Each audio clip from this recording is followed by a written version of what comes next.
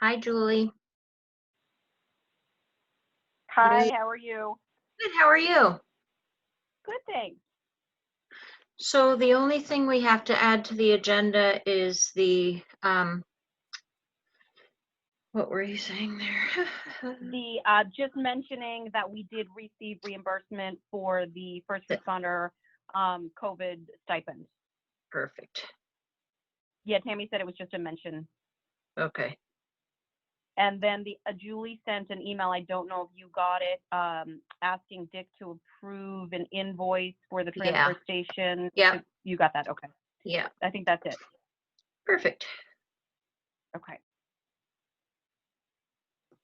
Did you make it to the ceremony? I did not, but Hank did film it, I believe. Perfect. So that's good. Yeah. Hi, this is Hank Finish here. Hi, Hank. How are you? Good. How are you? I'm at other location, so I'm going to mute myself, and but I Okay. will be on the line. Cool. And hi, Mr. Bennett. I see you're there. I'm going to unmute. Hi, Julie Hoyt is here. Hi, Julie. So I have Dick, I have Julie.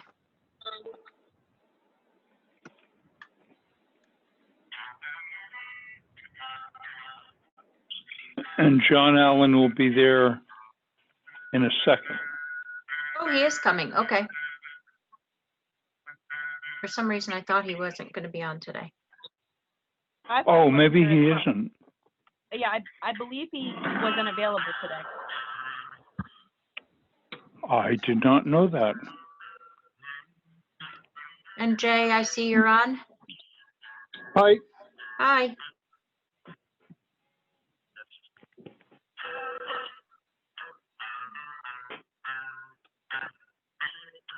Somebody has some music on in the background. I hear something out there.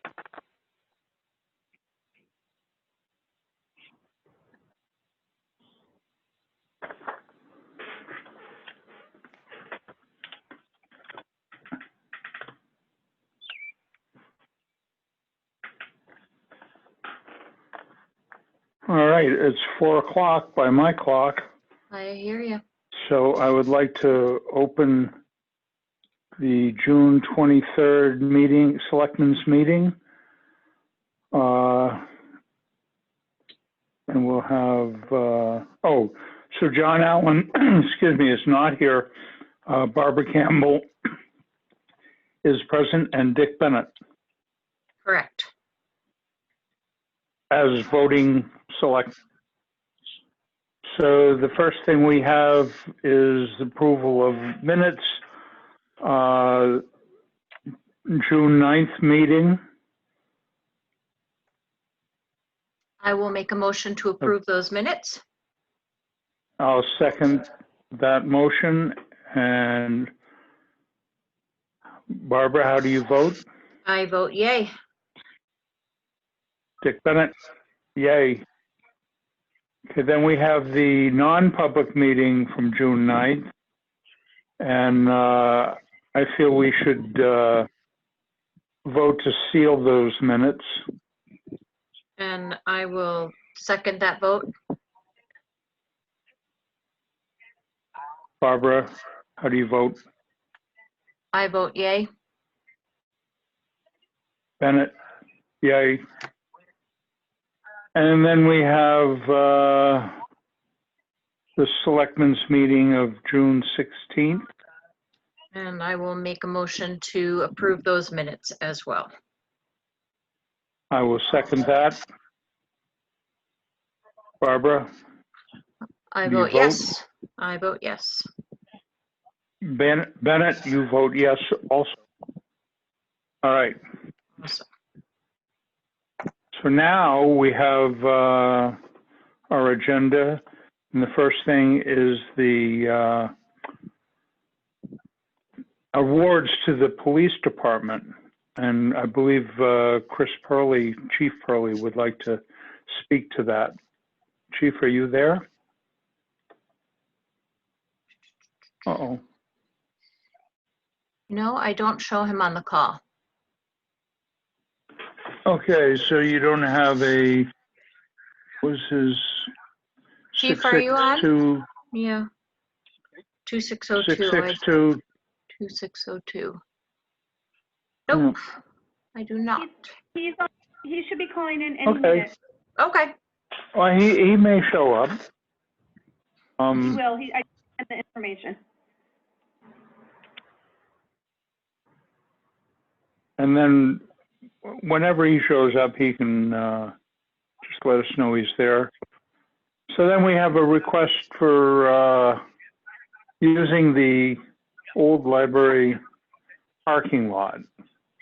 Or is it the parking lot at the new library? Um, And Steve, that's for the yeah, the regular parking lot. all right. So I think the first request is for distribution of farm product in the parking lot. And I think that we may have to hold back on that. I'm for any of the local producers to have an outlet for their produce, but I'm not sure what we really want to allow on the town property. I don't know what precedent it will set. And I don't, I think we're going to have to look into it further. And at this time, I would say no. That would be my ideas. Barbara? Yeah, I agree. And I think there were a couple of reasons why we chose to think this way as well. Chief Pearlie had sent some information, and I think we had already declined someone else requesting to use it as well. So I'm in favor of not allowing it, unfortunately, because like you said, we'd like to support them, but I don't think it's the right time. Right. And, I don't know if parking lot at the Thompson House or any number of other venues might work out. I certainly would, as I said, support it, but I don't think we should allow it on the town property. Right. Anyway, Hi, let's. Sorry, this is Rachel Fireman. I just wanted to make sure I'm the person who sent in that request. So I just wanted to make sure it was clear. We're not looking to have any sort of farm stand or anything like that. It would just be about dropping off kind of like CSA bags for folks. So we're just looking for a meeting space. So I don't know if that impacts the decision at all. And certainly if it doesn't, we understand. But we're not looking to sell anything on the property. It's just about finding a place to meet folks in Jackson to deliver vegetables. Right. And I'm going to just pop in here because I was looking at a few things, and I think there is a liability issue of pre-purchased products. And Julie, if I think you sent Julie Atwell, if you sent a few other things, I'm not finding everything, but I thought there were 2 emails that came out on that. Well, there was just Chief Pearlie responded with an RSA about, farm products. I don't have that in front of me right now. But separate than that was just the liability of the town issue. Right. And I did find the RSA. I believe it said that they have to be on owner property. That maybe I'm not finding the right one, because that one did have to do with an actual farm stand, but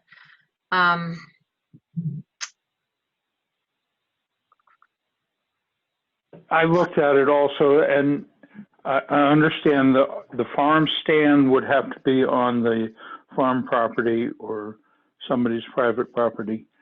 A farmer's market has to be registered with the state. That's a whole nother layer that has to be taken care of for, tax and liability, and they monitor. Like I looked up the fresh eggs have to be kept at 45 degrees, so they want it in a cooler.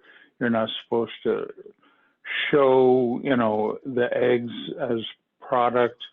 Anyway, there's a lot of issues that we would have to deal with. So for the time, unless you can find another space in town, which, you know, I would encourage, I'm still going to say that even though I understand you're not selling product, you're just looking for a place to, you know, pass out people's orders.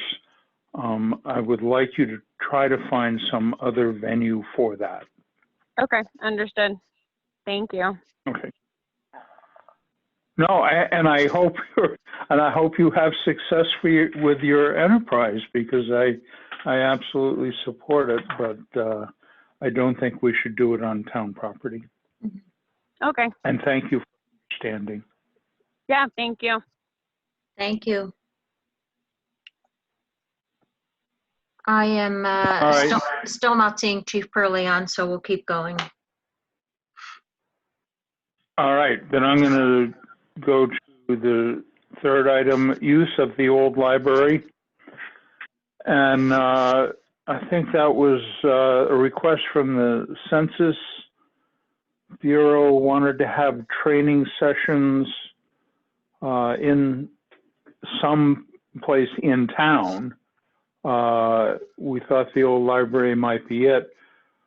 And then in talking about it, I think that we have to really think about if we open up that venue to any outside or any meeting or get together, whatever.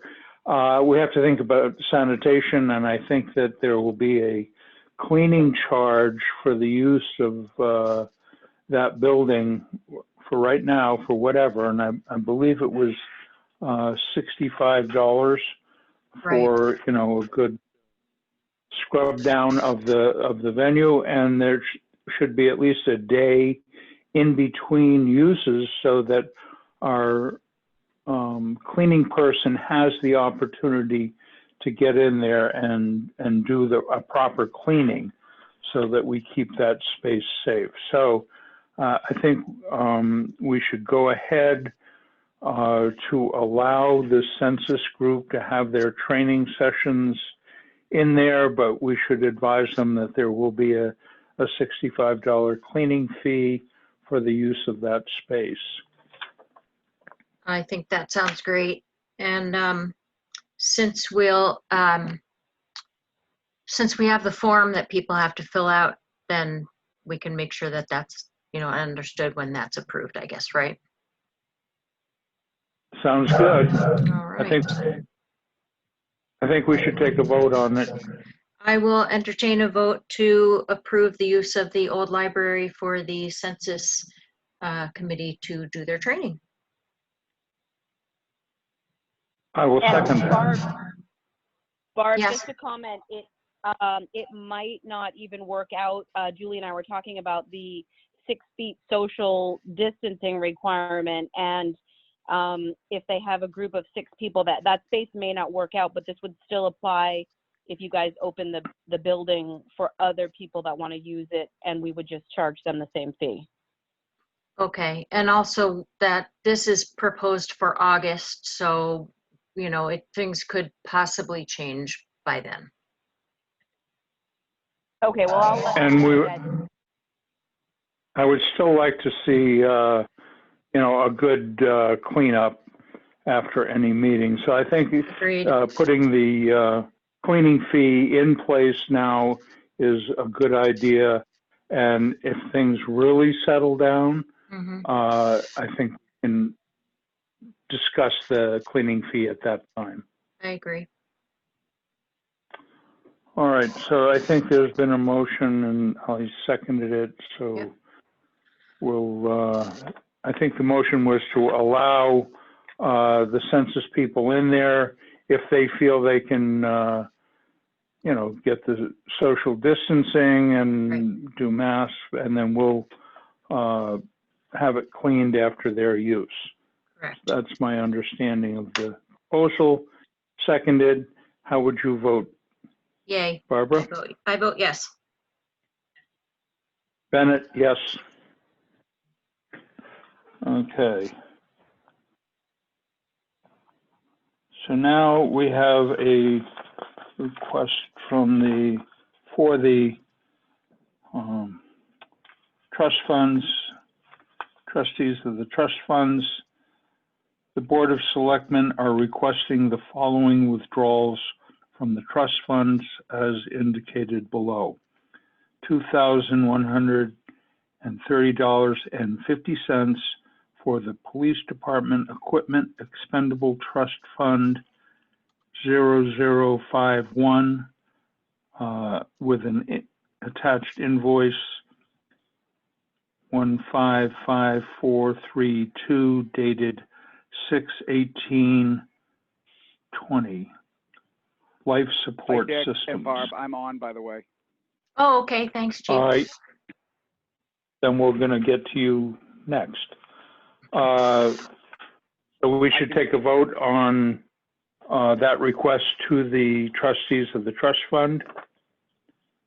I will make a motion to approve that disbursement, and I apologize because I've already forgotten who it was to, for the trustees of the trust fund, for what it was for. It was equipment. These are the trustees. I'm making notes and I can't. It's for, I'll it's second for that. automatic defibrillators. Oh, okay. I will make a All right, motion, there. yep, Now and we a know second, and we're going. Okay, Barbara, how do you vote? Yes. Bennett, yes. Okay. And it sounds to me like we have Chief Purley available, so why don't we go right to him, who would like to speak. He will speak on the award ceremony. Thank you. Thank you, Mr. Chairman and Barb. Today, we had a brief award ceremony at the police department, and it was to recognize the staff, uniformed and civilian alike, for their dedicated and selfless service during what is the first 100 days of the state of emergency declared by the governor in regards to the COVID-19 pandemic.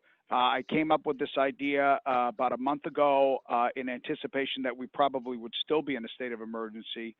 June 20th marks the 100th day, which is the longest state of emergency declared by Governor Sununu in his term. And you know, the officers and staff have not missed a beat. We had no shutdown. We had very little modification of shifting. They had a substantial change in how they had to respond and the equipment they had to use and the preventative measures to keep themselves healthy and each other healthy, as well as still provide service to the public. And I thought, you know, well, I even thought, you know, I certainly thought a month ago it was due recognition, and even more so now in these difficult times. You know, people always ask me how we're doing, and I would say it's daunting. That's, I guess, the word that I can best describe it, because we still have to serve the community, and we still have to stay safe, and we still have to do an outstanding job, and each and every one of them has, and I thought that was due recognition. So what I did was I awarded the entire department with a Distinguished Service Award during the COVID-19 pandemic, and they each received a letter of commendation along with a COVID-19 service bar, which is authorized as a uniform piece of equipment, so they can display that on the uniform, showing that they have served during the COVID-19 pandemic, as well as the Distinguished Service Cross. That is traditionally a high-level award in law enforcement service for distinguished service, and I can't think of anything more appropriate than to recognize the staff for distinguished service in the way that they have served and continued to meet their responsibilities. Not a single one of them shrunk from those challenges. They all accepted their responsibilities and their lot in life, that they had to continue to provide police service and make sure they stayed healthy and those around them healthy. And they've just continued to do such an admirable job. And I couldn't be prouder being the chief and also being, you know, their fellow officer in this agency. So that's what the ceremony was about. Well, Chief, I think you're going out of your way to recognize your staff, and I think it's a wonderful thing that you do. And it's certainly appropriate. Everything that you've said is absolutely true. And what can I say? I mean, the recognition should be there, and they're getting it, and that's wonderful. Agreed. Well, thank you. And I thought that 100 days of, the conditions we've been under, I mean, that is real, not to be tongue in cheek, but, it's battlefield conditions, and they have to keep their heads on a swivel for a lot of reasons. And, we're used to dodging punches and dodging bullets, but we're not used to dodging germs. So there was a whole lot of, up learning, and they took it in stride. I haven't had a single complaint, not one. So, That's fantastic. Thank you for supporting that. And like I said, I couldn't be prouder, and I think the town is certainly very. And we can all be. We have. Mm-hmm. Yeah. I think so. I certainly think so. So that's what we did. And Very nice. I understand that Hank was able to film it too, which I think is really great, because if people that was weren't great. comfortable getting out. Yeah, and I know it was very difficult. I originally was thinking, well, we'll wait till the pandemic's over, and then I started thinking it may never be over. So I said, we gotta, even in crisis, you have to take a moment and recognize the good work everyone's doing, because those things still matter. And Hank even stepped up and came down and wore a mask, and he had to film in the parking lot, and that was great. And he's going to put it on some website, or I think the Selectmen's. Yes, on Jackson Flicks. Yep. And thanks, Hank. Go ahead. It'll be on Jackson Flicks tomorrow. Perfect. Yeah, that's terrific, and we really appreciate it. Thank you very much, Hank. We really appreciate it. No problem. So, all right. Awesome. Well, that's all I have. Well, thank you. All right, thanks. All right, our next item is a Class 6 waiver by Moran. Has that been reviewed by our building? I'm not fully versed on what the waiver would give Moran. It's actually Julie Atwell, are anything- you? Yeah, I'm here. Anything that is off of a Class 6 road, people sign a waiver so that they understand that emergency services, and Jay, you may speak to this as well better than myself, but it's just acknowledging that on a Class 6 road, they might not be able to get emergency vehicles up there. Yeah, it's just the waiver that talks about the town's not liable for emergency services. I think it also, I don't know if school buses are accesses in there or not, but I know it's emergency services and plowing and all that stuff. Julie, did Kevin and you fix the wording? Yeah, the wording was fixed and Peter Malia approved it. Okay, because I know I have a question into Marissa at E911 about why that driveway has a road name. And she's looking into E911 records to try to see if there's any notes as to why that's called Billy Goat Road, and it's got a town road sign with only two lots on it. So, okay, yeah, I know Kevin had mentioned to me about the wording in the document, so that's the basics to it. So has that document been signed, or are we presenting it? The Morans are aware that they need to sign it, and I think you guys are signing it first, I believe, unless Julie Hoyt needs to add anything to that. Okay, then I would say that, They're supposed to should we take a sign it. vote to approve the waiver? Not the Moran's signing of it, but just the waiver itself that's been vetted by town council? Well, the waiver has been in existence for years. Okay, Hi, it's so we're Julie just moving it towards the Moran so that they're aware that they're need of emergency services may not be met. Yeah, and I think Julie Hoyt has a comment. Yes, everyone needs to sign it, and we need to witness it and notarize the document. So typically, we would do that at a selectmen's meeting when everybody was in the room. So, And this does get recorded with the Registry of Deeds, correct, Julie? yes, it does. So we're going to have to appear and have it notarized by one of you two. Yes. Okay. Yeah. Okay. I'll be in. Yep. Does it need to be signed by all three or just one selectman? All three, Okay. or Yep. just the two of you, because you're the ones, you're the Okay. only ones here approving. Okay. So we'll make arrangements for next week.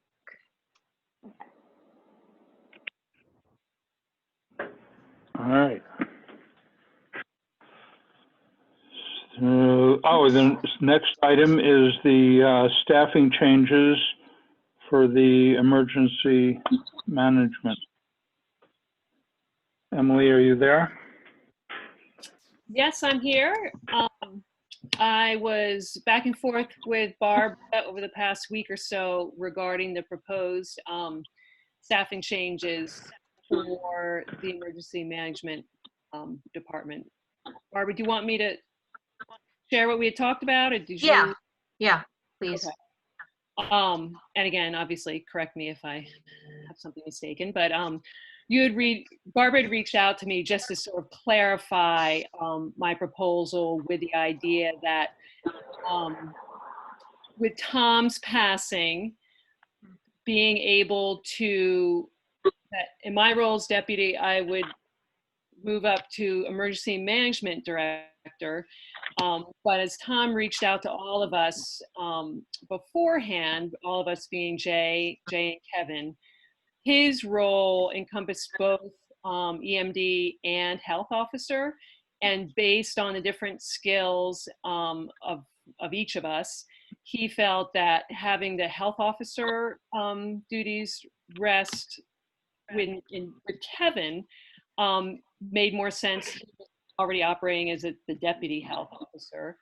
I could take on some of the EMD role, but I work very closely with Jay in terms of some other aspects of that based on Jay's skills and as fire chief. And then certainly with Chief Pearlie and with Rick Mernig as well with Jackson Bartlett Ambulance. I'm not as much of a frontline person in my role, more of a community connector, sort of behind the scenes person.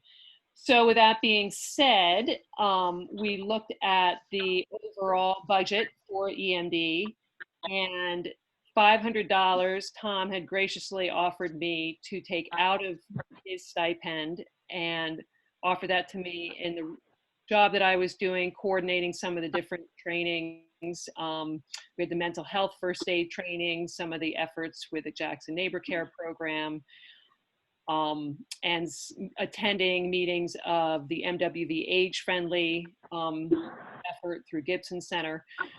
So appreciated that as we look to this new world without Tom.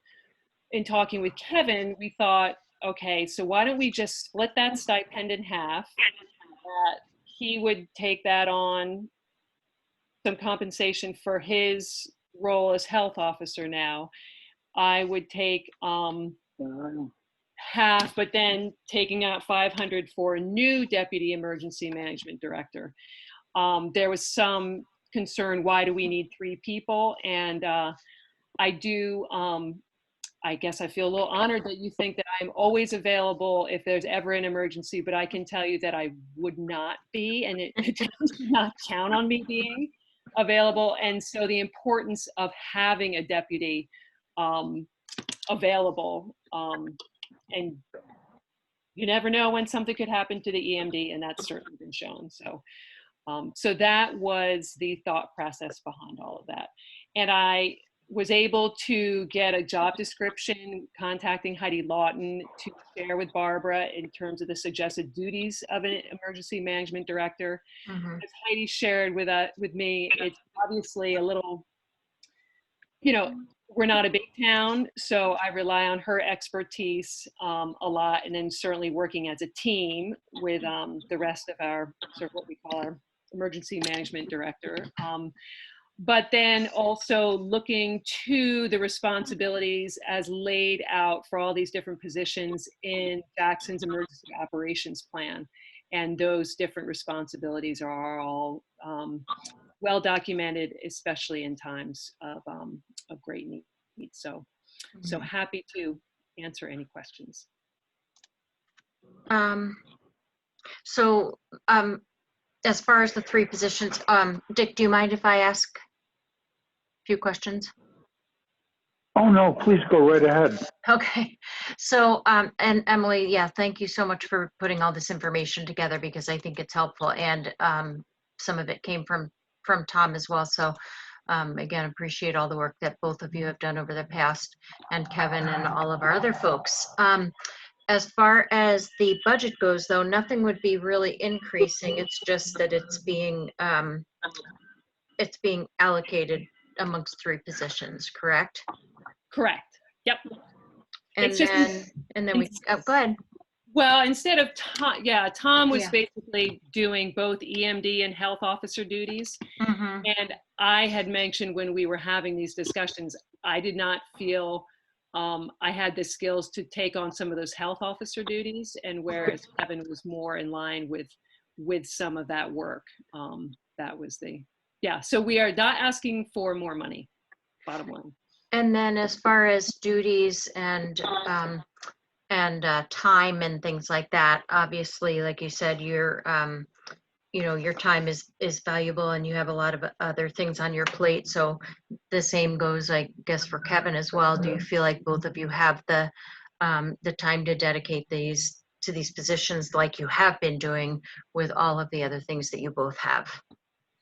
So speaking just for myself, I do think I have the time, depending on what the virus does.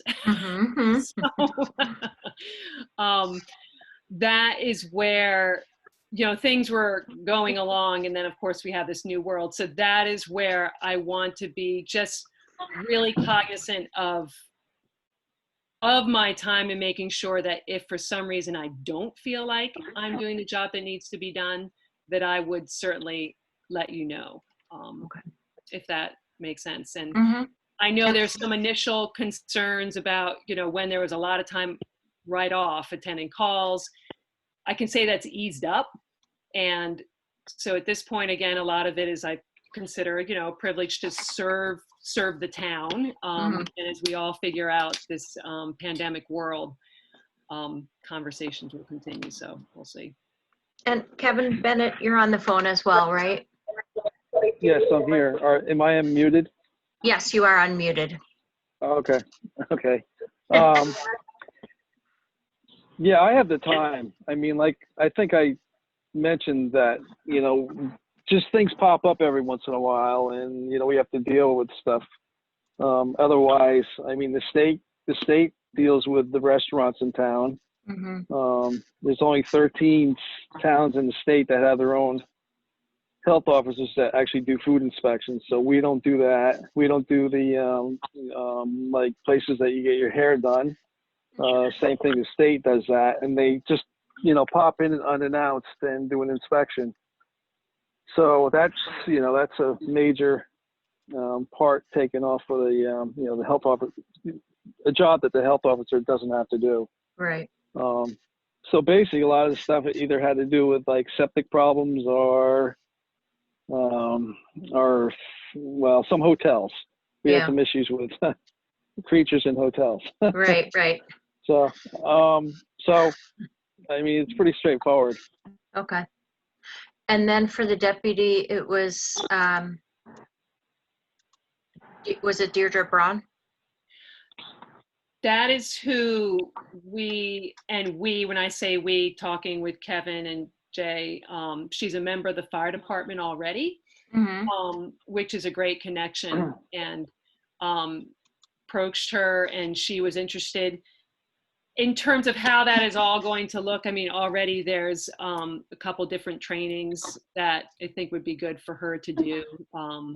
And I mean, who knows, you know, just sort of being prepared in terms of sharing some of the, certainly share the job description as was listed in the emergency operations plan, and just being able to be available as needed. So. All right, those are my basic questions then. All right, then I think we should take a vote on implementing the proposal put forward for emergency management and health officer. Well, I would like to make a recommendation and nominate that, or whatever, that Emily, you are already the emergency management director. I'd like to nominate Kevin Bennett for the, I'm sorry, The health officer. the health officer position, and if Deirdre is willing to be the deputy director, to move her to I that would position. second that. Thank you. Barbara, how do you vote? Oh, all right. Go ahead. I'm sorry, we I should have was, discussion. I was just going to ask Kevin, does he think there is a need at this time for a deputy health officer? It's not a bad idea. Like I said, I'm not always around either. So, I'm wondering, well, I don't know, maybe we should discuss this at some time when I'm in the office. We could discuss it at the. Okay, we can start that. We could start that. Start the discussion.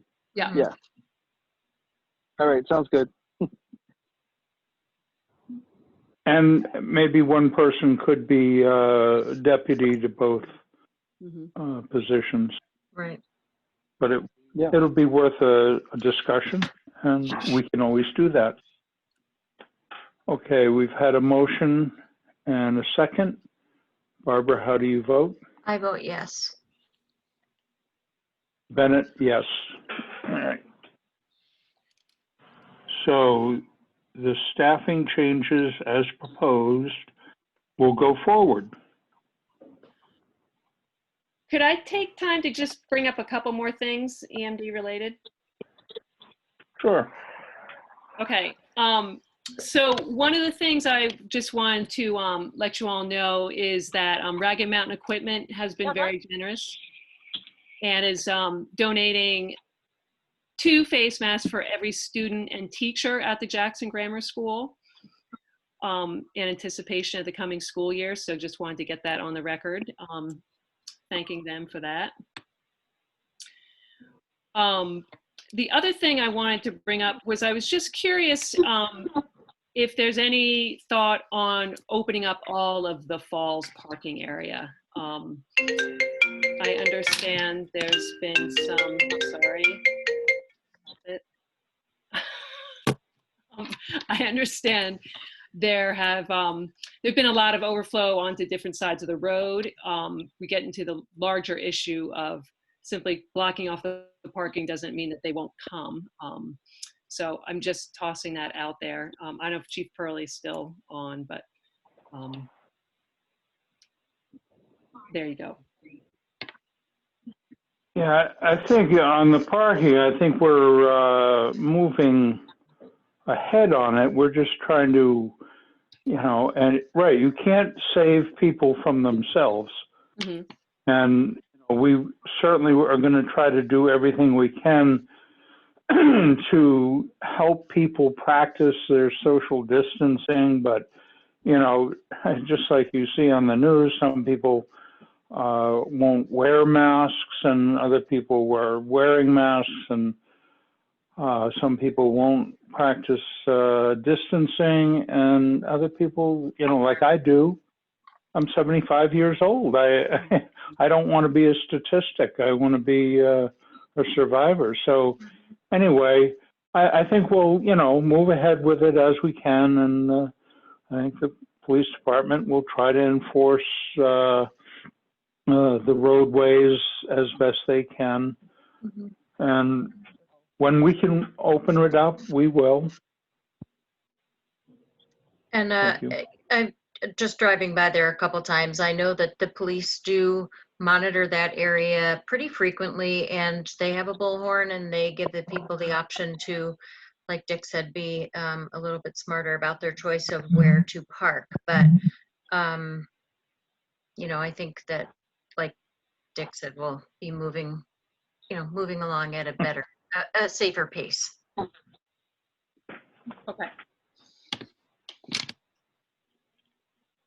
And that is all I had for now.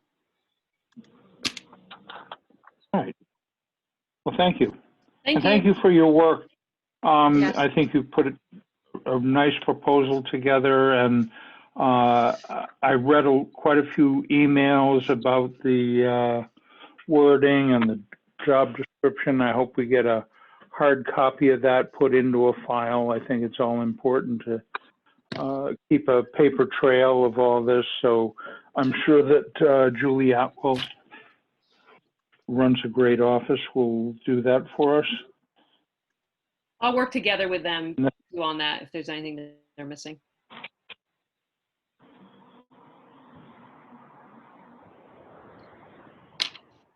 All right. Well, then we're going to move ahead to our Mount Washington Valley Economic Council appointment of a representative from Jackson. Scott Badger's name has been put forward, and I think that's a great choice. He's got the interest and certainly the expertise, and I think he'd be a fine representative for us. Agreed. And do we need to make a motion on that? Yes, I think we should. Okay. I will make a motion to appoint Scott Badger as our representative for the Mount Washington Valley Economic Council. I will second that. Barbara, how do you vote? Yes, I vote yes. Bennett, yes. Thank you, Scott, for stepping forward. Our next item is a cemetery lot agreement. I believe that one was from Bobby Meserve in the town cemetery, downtown cemetery. Let's see, do we have to vote on that? I wouldn't think we had to Julie? vote on Yeah, I believe you typically do. that. Oh, we do? Okay. Well, I guess I could make a motion to have Bobby Meserve have a cemetery plot in the downtown cemetery. And I will second that. Barbara, how do you vote? I vote yes. Bennett, yes. Okay, Bobby, try to put it off as long as you can. Right. All right, then we have an intent to cut. Map R30, Lot 3, Johansson. That's over on Town Hall Road. I think it was called Hanscom Field. There's, I think Western Maine is going to come in. They're the contractor. Okay, I'm sorry. Oh, I think there was just some feedback on the phone, Dick. Oh, okay. Am I feeding back? I don't think so. I took my hearing aids out, so you're not getting that. All right. We'll have to come in and sign that, but I'd take a vote to approve that intent to cut. I will make a motion to approve the intent to cut for map R30, Lot 3 for the Johansson party. I will second that. Barbara, how do you vote? I vote yes. Bennett, yes. Then we have the short-term rental approvals. And we're starting to have a real problem with the short-term rentals already. You know, people with what is on the books as a two-bedroom house are trying to advertise it for 10 people. I think that our wording says that they can have 2 people per bedroom plus 2. So that would be 6. I think that Kevin has done a great job of looking into that. There's a lot of short-term rentals that are not coming forward and applying. And so I think we're going to have a bunch of time and effort, and it's probably going to take some well, I think we're just going to have to come down on it and enforce our regulations. I mean, I saw pictures of rental units that have no egress. I mean, they've got these tiny little windows. If you have a fire, people can't get out those windows safely. So I think we're going to have to go at it slowly. I don't know what short-term rentals applications are in, but anything that Kevin has researched and looked at and approves, I think we can get behind. But if he has not approved them, I know that I do not want to have them as rental units. I mean, I don't think we can just allow people to have an unsafe situation that they're putting out there commercially. And short-term rentals are a commercial enterprise. That's why you get the waiver from the selectmen, because it is a non-conforming use. It's a business enterprise in the rural residential areas. So I think we have to approach it slowly. Do we have applications that have been approved by Kevin? So here's, let me voice a couple things, because I was in the office one day with Julie Atwell when she had a bunch of the new applications. For tonight's meeting, I think we're just looking at approving the Sullivan application, which I believe is approved by the planning board and is okay. There was some question about whether or not it was on the tax card as a 3-bedroom or a 4-bedroom. It is a 4-bedroom, and they are applying for a short-term rental for up to 10 people. So that one would be okay as a 4-bedroom, where you have 2 people per bedroom plus 2, which would be 10. So as far as that one goes, I think that we can approve that. As far as the going above and beyond what they're applying for, they sign the affidavit on the form that says that they are applying for a short-term rental for conventional use, but beyond that, we're not authenticating by use of checking websites or asking them to submit ads for how many people they're advertising for. So the purpose of the registration is not to allow a certain amount of people, and it's not also subject to an inspection. The fact that the building inspector and the fire department may know otherwise the safety of the house, I think, is a separate issue from the application of a short-term rental or the conditional use permit. And that can be a fine, because if they're committing perjury by signing the affidavit that they meet all the requirements, then they can be suspended from, or their registration can be revoked because they're not in line with what they signed. And I think for legal sounds reasons, workable. for legal reasons, we did not, as well as time restrictions, but less important, for legal reasons, we really did want to keep it to the confirmation of what they were actually applying for.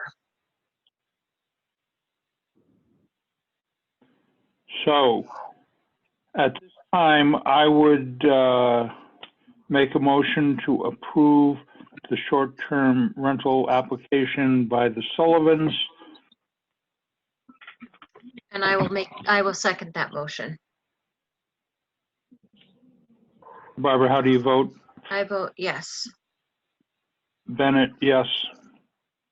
Okay, at this time, we approve the Sullivan's application for short-term rentals. And I agree that if people sign on in their application for what they're going to advertise as, or if they have egress, or if they have smoke detectors, and just a few of the basic life safety issues that come up, that we go ahead with the application and approve it.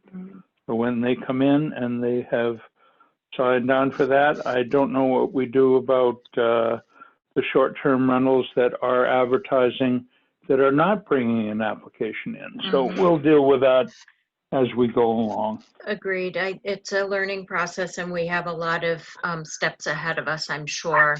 But I think our intent is definitely to get some safety around this. But, unfortunately, they're already doing this. They're already advertising for X number of people. They're already putting bunk beds in places where they want to. And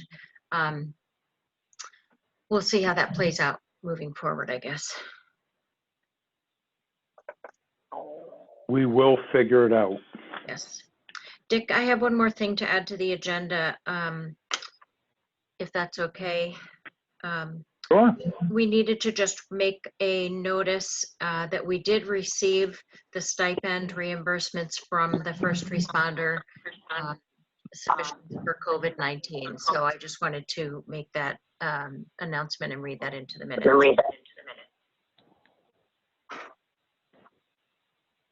And there it is. I'm glad it came in. Me too. Julie, you also emailed me about the transfer station. And I can't remember what that one was for. I think we're going to have a meeting of transfer and ambulance service coming up. Yep. We're going to ask Bartlett if they're able to do that for a non-public for the next meeting. However, Julie Hoyt had emailed an invoice that needed approval for the transfer station out of the joint account. Yep, and I have that. I'll read that. It's an invoice for waste oil and water mixture removal from the transfer station. The barrel collected over the past few years, and the cost to remove that waste is $2,343, which will be dispersed from the joint checking account. So they need our approval. So, and this gets paid to Clean Harbors, I believe. So I will make a motion to approve that expenditure. I'd second that. Barbara, how do you vote? I vote yes. Bennett, yes.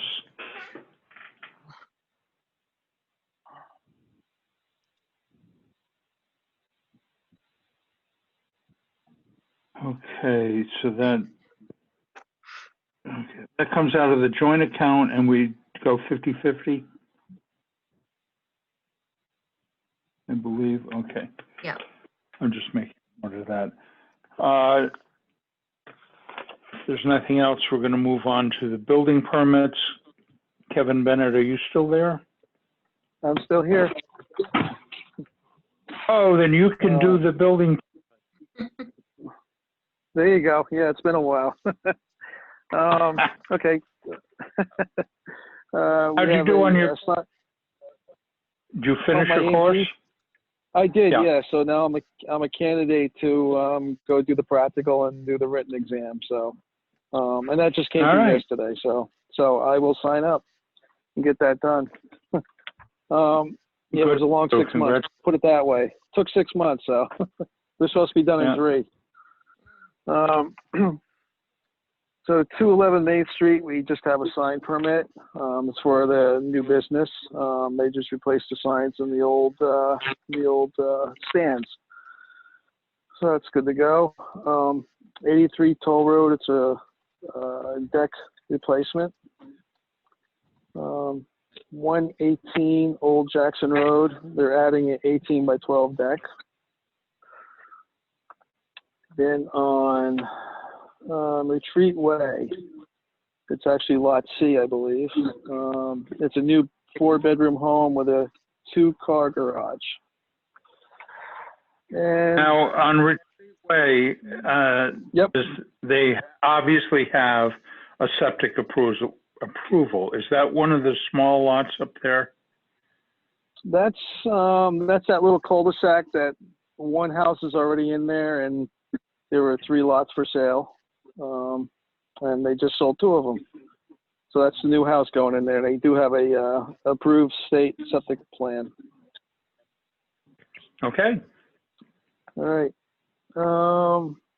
And then Cutter Notch Road, a new solar array mounted on the roof. And I actually have, along with that permit, there was a engineered study done on the roof structure to make sure it could hold the new solar array. And so that's good to go. And that's it for this week. Okay. Well, congratulations to the Cantax for getting a solar array going. I love every one of them that goes in. Is there any other business at this time? See, we have upcoming meetings. Well, that's today. No. So July 14th. Yeah, that's Yeah. 14th. There's the one. Yeah. July 14th, we have a Zoom meeting scheduled at 4 p.m. Right. That's Tuesday, And July then, 14th. yep. And then July 28th would be the one after that. And July 28th, we'll still be Zooming. I'm assuming so. I'm assuming we'll still be Zooming. Right. Well, what do you think? Have we covered everything that everyone wanted to speak to at our meeting today? Yeah, I just want to, on behalf of what Chief Curley said, and as a follow-up to that, I just want to thank all of our town employees as well, because they've been able to operate and stay functioning and stagger office time, but still work outside their homes. So I feel really proud of our town and how everybody's been stepping up to the plate. So we're very fortunate. Yes, we are. We are And on that lucky. note, yep.